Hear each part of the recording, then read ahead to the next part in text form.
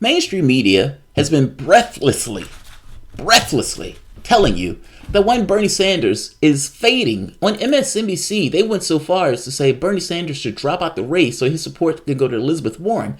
That is one of the most ludicrous statements on the planet, seeing as Elizabeth Warren has been firmly in the third position for the entirety of this election, and that at best she has been aping Sanders' policies, not to mention she doesn't even stack up well against Trump. Utterly ludicrous. The reality of it is, though, Emerson, over the last few days, has just done a poll. Sanders gets a bounce. And not just a bounce higher than anybody else in the polling. Joe Biden remains relatively stable, even though he also gets a bounce. You know who doesn't get a bounce? Warren and Harris, both of which fall back to earth. Welcome to the Soapbox.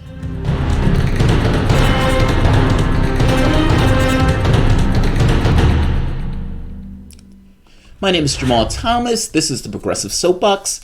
Guys, if you enjoy this content, you find yourself coming back to this show often, please consider liking this video, sharing this video, and of course, please consider supporting through PayPal or Patreon. They demonetize these videos all the time, so this channel is brought to you by you, and I appreciate you for allowing me to do this. There's heavier stories. I want to talk about Kamala Harris's Medicare for All plan, which is essentially just a Medicare Advantage plan. I want to get into that. I also want to get into Kamala Harris's just bizarre student debt plan, which is utterly, entirely bizarre. It'll help all of three human beings, maybe three human beings. But right now, I want to get into the polling, because this polling was done by Emerson, and this polling is relatively recent. As of today, snapshot in time, the American public looks like this in regards to their support, plus or minus 4.2%. Biden, 33%, up by 3 points. Sanders, 20%, up by 5 points. Harris and Warren, down. Warren, 14%. Harris, all the way down to 11%. The bump that she got from the debates essentially helped Warren off.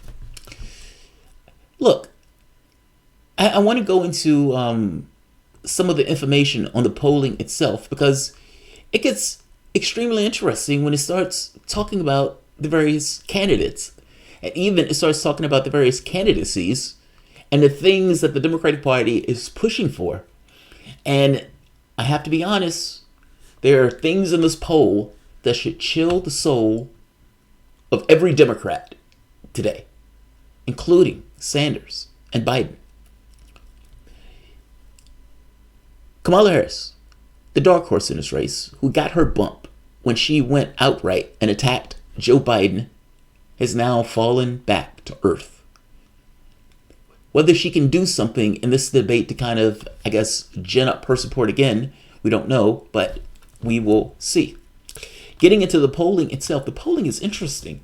And I'm going to do a separate video on something that the polling makes very clear and kind of makes this point like Democrats are abandoning healthcare, a winning argument in the previous thing that won them the House, and is giving over to impeachment, something that a large segment of the population is against. And the polling agency makes the point that, hey, we think that's risky. No shit. No shit. Look at what they say. So right here. In the latest poll, Biden continues to lead. Biden number increased to 33% from the last poll where Biden received 30%. He went up by 3. The largest bounce in the poll is Sanders, who went up to 20%. Warren dropped to 14%, and Kamala Harris dropped 4 points to 11%. So what this looks like is that the support that Sanders and Biden got was carved out of Warren and Harris. Look, I don't know what's taken place over the last week or so that would allow this, other than people might get, I guess, a little bit more visibility. I have to be honest, Sanders has been everywhere. Now, I understand that to some degree, this is my vocal point. This is my point of view. Meaning my Twitter account is going to look different than somebody else's Twitter account, which is going to feed me a certain reality. That reality is not necessarily real. It's just the reality that I carved out on Twitter and my social media. Social media is a reality to some degree, but it's not the reality, even though it can fool people into making think that what they see on their social media account is the actual world. So I don't necessarily have that perspective, but I would say that Bernie Sanders has been trying to set himself on fire to get attention in a good ways. I mean, the bus trip to Canada was a great idea. He's been all over the place from the labor disputes, the Walmart stuff. I mean, he's been all over the place. So I think he's been doing a good job in this case, and maybe, just maybe, it's showing in the polls. By the same token, I have no idea what Biden has done to warrant a 3% bump. Nevertheless, it's there. So, right here, Sanders reestablished his lead among 18 to 29-year-olds, receiving 39% of support among that age group. In an earlier July poll, Sanders was at 24% of the vote among 18 to 29-year-olds. Now, Warren follows him with 17% of the youth vote. I know. Erasing college debt. That's what it is. Like, right here. That's what that is. Sanders saying, I'm going to erase college debt. I'm going to erase it. It's done. When I get into office, you got college loans. That shit is over with. We have $1.5 trillion in college debt. That is dragging down our economy. But not just dragging down our economy. There are people who, with the temerity to get an education. For some reason, people need to believe that an education must be paid for, in the sense that people need to come out their wallet, as if there's not a societal benefit to having more people go to school. Of course there's a societal benefit for it, and we should pay for it. We shouldn't be... Why do we provide public education at all? And do you believe that public education at this point is entirely adequate? Meaning, it's not adequate for the environment to which we find ourselves. I mean, part of the reason that public education was necessary because our world was changing. And to some degree, the public education helped change it and move it further. But the point can be made that that's not enough anymore. In the same way that the world was changing then, the world is changing now. And it is vital and beneficial for us to have a society where people can go to school when they want to go to school. It is only a benefit to our society.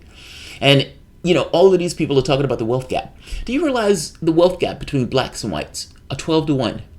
But when you get rid of school loan debt, it goes to 5 to 1. Like, for all of this talk about dealing with, you know, the gap between the rich and blacks and whites and everything else, one of the main ways that you can deal with that directly is getting rid of school loan debt. Just saying. It's an amazing plan. But it seems that they like it. Sanders reestablishes lead among 18 to 29-year-olds, receiving 39% support among the age group. In early July, it was at 24%.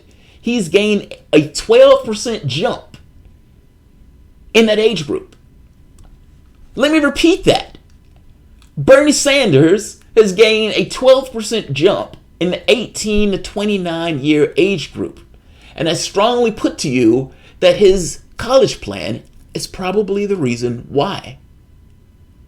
We're going to get rid of your school debt. And it's a credible candidate that's saying it. And they say, fuck yeah, I'm feeling feel the burn. They're burning. God damn it. Good job, Sanders. Among 30 to 49-year-olds, Biden leads with 24%, followed by Sanders with 21%. He only leads by 3% in that age group. Great. Warren with 14%. She's nowhere in the field. Biden has a greater lead for 50 and 64 with 46% support. Now, that does make sense because that age group will be the age group less hounded by college loans. So that's something they care about less. The age group that is affected by it, hear what Sanders is saying and says, yes, we like that. We shouldn't be penalized for trying to get an education.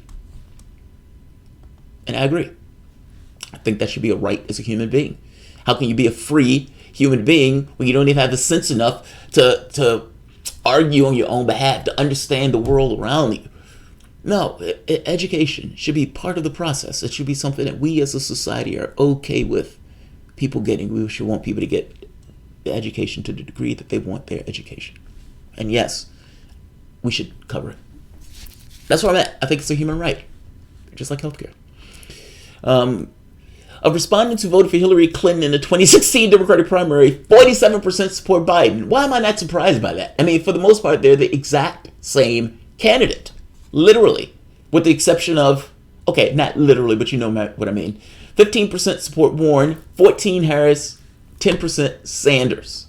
Oh, bitter. Bitter. That's what I'm calling it. Bitter. Look at that. 47% support Biden. These are conservative members of the party, and some of which still blame Sanders for Hillary Clinton's loss. That woman failed to reality shows, and you're still blaming Sanders for having the temerity to run against her. You're literally living in a world where the argument that is being put to these candidates is, do you agree with Sanders or not? And how do you plan on accomplishing and dealing with the things that Sanders is bringing up as a point of debate? That's the conversation. That's the framing that is taking place in regards to the politics. I mean, even though they may frame Medicare for all a particular way, they're still talking about Medicare for all. I hope you know what I mean. This is a world built by Sanders, at least from the standpoint of the Democratic Party. And yet, bitter people. Now, this is the thing that should scare the shit out of people. So right here, in a potential head-to-head matchup, look at Trump's thing.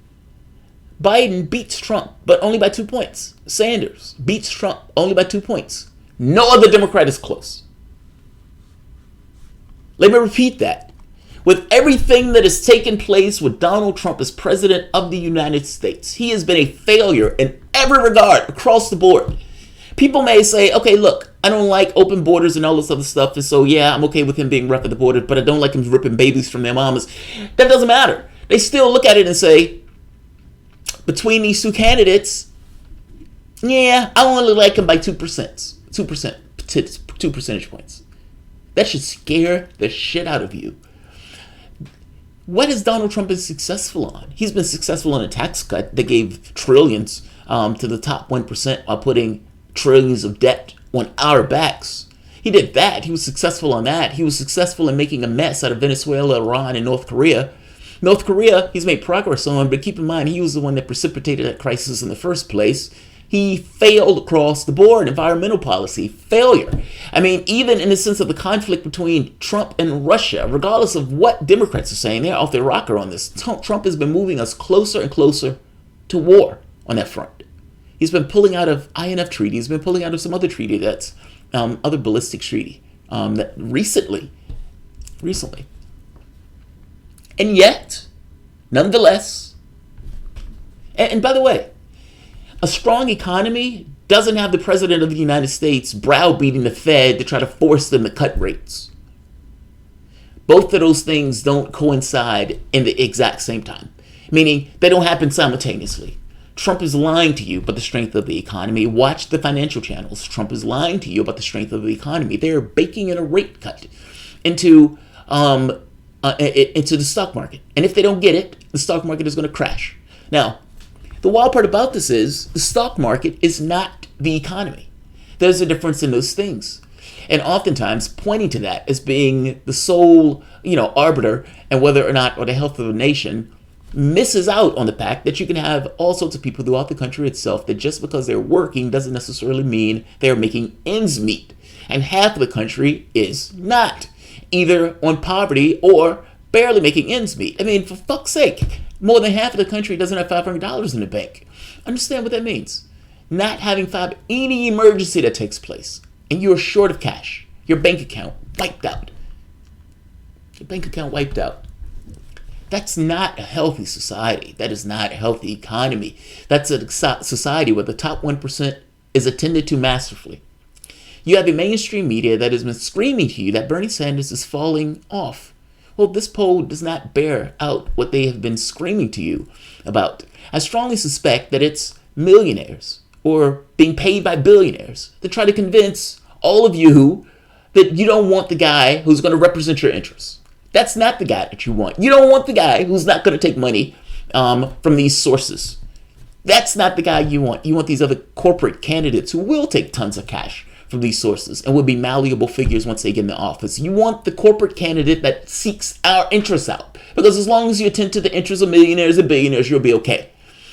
Don't buy into that. Don't allow them to tell you to go against somebody who is against your own self-interest.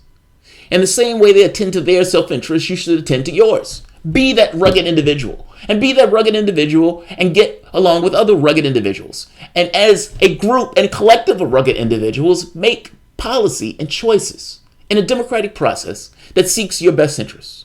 Because I guarantee you for the last 40, 50 years, they have been doing the exact same thing. 2 percentage points. 2 percentage points. Trump has been a disaster. And it's still only 2 percentage points away.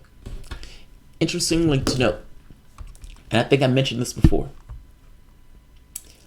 the biggest issue for Republicans is immigration. The biggest issue for Democrats now is impeachment. If you remember, it used to be healthcare. And when it was healthcare, Trump was getting beat by like 10 points. Not anymore. Not anymore. 2 points separates you from having Donald Trump as your next president of the United States. And that's assuming Biden or Sanders is on the ballot. If it's the other candidates, it's either even money or Trump wins again. And understand what that means. There will not be a situation where the president of the United States wins and the Democrats keep the House or Democrats keep the Senate. They will probably lose both again. It will be a very weird quirk if a bunch of people come out in order to put Trump back in office, but then turn around and put Democrats in office. I don't see that happening. What that means is that Medicare, Social Security are all on the chopping block. At that point, they would have the political mandate to essentially go after those policies. Whatever policy he wanted to implement from the standpoint of the border, he would have carte blanche to do so. You would have essentially, not to mention, the Supreme Court will be read forever. And unless you have somebody who gets in office after him that is willing to essentially look at the Supreme Court as a political entity, that's your world. That's America. Understand, though, this is a Democratic Party that is allowing this based on the debate that they want to have and based on the thing that they want to make an issue. Impeachment. Impeachment. Something that a large share of the population doesn't agree with. And even from the standpoint of Democrats, it's lukewarm. They don't have to make that an issue. They're choosing to make that an issue. Just saying. Just saying. Just saying. Balthazar, I don't want to find out what a Harris and Warren fade is at the barbershop. You don't want a Warren Harris fade, Balthazar? Why not? A Warren Harris. I don't know what that is. I don't want to know what that is either, Balthazar. Fair enough. I agree with you. I don't want to know either. All right, I'm going to end this here because we are going to a Bernie Sanders. We're going to a Bernie Sanders debate party, and this should be interesting. And maybe I'll do a video talking about what we should expect at the debate party, and I'll get this kind of epistemological research and see if I can get what other people are talking about. By the way, before I end this, 2 things are taking place. I'm in talks with someone who wants to do a promotional campaign with me because he noticed that I wear t-shirts all the time. He has a t-shirt company and he wants me to wear his t-shirts for promotions. I gotta be honest, I like this idea because I wear t-shirts anyway. By the same token, I have never done a promotion thing before, so I don't necessarily know how that works. So there may be more of that coming. And the other part is, radio station. There's a radio station here in Richmond that I'm in talks with. And I think I may be getting a radio show in Richmond. And so what you may see is me doing the show from a radio show every so often, maybe once a week or so. Fingers crossed. That's called progression. That's progression. Look, the promotion thing, it's just the YouTube thing. YouTube becomes an untrustworthy actor. And YouTube becoming somewhat of an untrustworthy actor, there's still this thing of having to pay bills. If there were hats or t-shirts or sweaters, I have no issue with it. If it is, here's my car company or something, then yeah, there will be a problem. But for something I already do, I don't see a problem with it. Not to mention it's something I like. I would have to like it. If it sucked, it's kind of no point. All right, guys, end this here. Like, share. You can always support through PayPal or Patreon. Even $1 helps. Thanks all. Bye-bye.